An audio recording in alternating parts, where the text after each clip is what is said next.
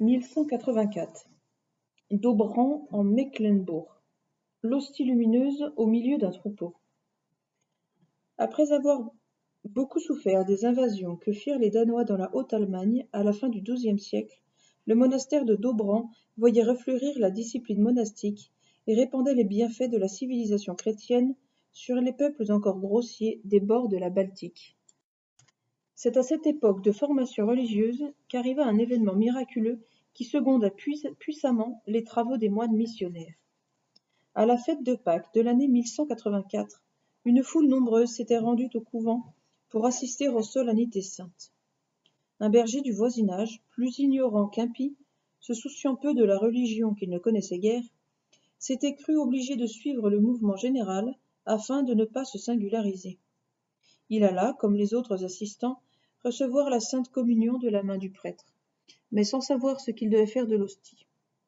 Quand il vit le recueillement et le profond respect avec lequel les fidèles accomplissaient ce grand acte de religion, il estima qu'il était inconvenant de manger ce pain sacré.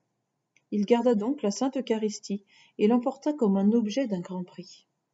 Cependant, la superstition ne tarda pas à s'ajouter à l'ignorance. Le berger se persuada que le pain qu'il avait vu entouré de tant d'honneur serait un précieux talisman pour protéger son troupeau et le faire prospérer. Il pratiqua donc, à l'extrémité de sa houlette, une entaille profonde et y cacha l'hostie. Mais, le soir venu, voilà que des lumières étincelantes brillèrent tout à coup dans les ténèbres auprès du sacrement profané. Le berger, étonné, changea sa houlette de place. Les lumières le suivirent et se rangèrent respectueusement autour. Le même prodige se renouvela longtemps. Chaque nuit, pendant que l'odieuse ignorance du berger méconnaissait le don de Dieu, les mystérieuses lueurs venaient rendre fidèlement leur hommage au divin sacrement. Enfin, le bruit de cet événement s'étant répandu au dehors, l'évêque ordonna une enquête.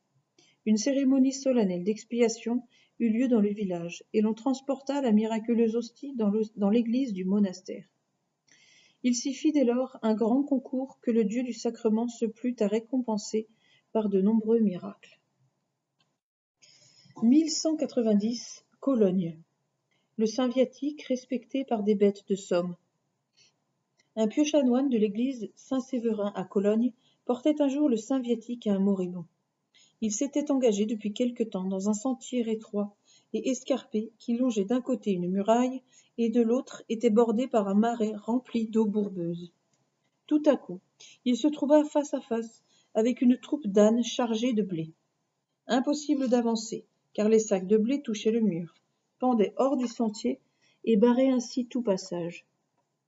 L'enfant de chœur, qui avait voulu tenter l'aventure, n'avait pu se dégager qu'après de grands efforts et maintes éclaboussures. Comment retourner en arrière ?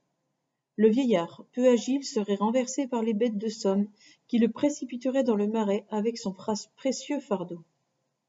Rodolphe considérait avec effroi que tout moyen lui manquait pour sortir de ce mauvais pas, quand il se sentit inspiré par le Dieu qu'il portait. « Que faites-vous » cria-t-il, « stupides animaux ? Vous ne prenez donc pas garde à celui que je tiens dans mes mains ? Arrêtez-vous, descendez du sentier, et faites place à votre Créateur. C'est en son nom que je vous l'ordonne. » Avec une docilité admirable, les pauvres bêtes obéissent à la voix du prêtre. Elles s'arrêtent toutes ensemble et se mettent à descendre dans le marais pour livrer passage au divin maître. Et, chose extraordinaire, bien que la pente fût fort raide, pas un des sacs ne glissa et ne tomba dans la vase. Le vieillard put ainsi continuer en paix sa route vers la cabane du mourant qu'il allait consoler. 1200 Albigeois. Prestige diabolique détruit. Quand l'hérésie des Albigeois commença à se répandre dans le midi de la France, l'ennemi du mal suscita des hommes impies qui, doués d'une puissance diabolique, appuyaient leurs prédications par des signes extraordinaires. Ils commandaient aux éléments et marchaient sur les eaux, et la foule, éblouie par ces prodiges, abandonnait la vraie foi. Un prêtre profondément attaché à la vérité catholique gémissait amèrement de voir les âmes, abusées par ces vils imposteurs, se précipiter dans l'abîme. Un jour, il parut tout à coup au bord du fleuve où les magiciens exerçaient leur pouvoir mystérieux et séduisaient les masses. Il portait un ciboire contenant le corps sacré du Seigneur. Je t'adjure, s'écria-t-il en présence des assistants surpris de son arrivée soudaine, je t'adjure, ô Satan, au nom de celui que je tiens en mes mains, de cesser les impostures que tu accomplis sur ces eaux pour corrompre le peuple de Dieu. Les magiciens continuaient leur danse sur le fleuve et se riaient de ses ordres.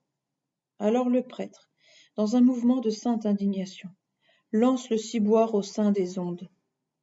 Ô puissance admirable du Sauveur! À peine l'auguste a-t-il effleuré la surface liquide, qu'elle se soulève en flots furieux.